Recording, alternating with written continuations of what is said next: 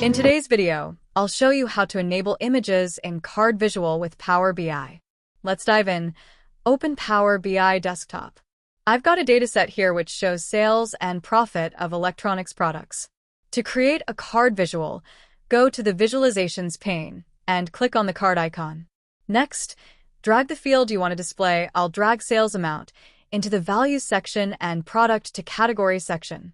Now, you'll see the metric displayed on the card.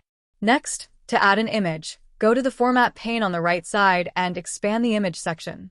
Now, turn on the Image toggle. Select Image Source as Enter URL. In Image URL section, add the image URL. Here I've added an image for laptop. This could be a logo or an icon. You can now adjust the image fit and effects options to customize how the image displays. To add background for image, turn on the Add Background section and select suitable color. Now in Callout section, go to Background and select Color. With a few more formatting steps, you can turn your card visual into this style. Here I've created similar card visuals for different products. And there you go.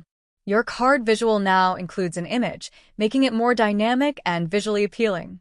Don't miss out on the opportunity to transform your data into actionable insights.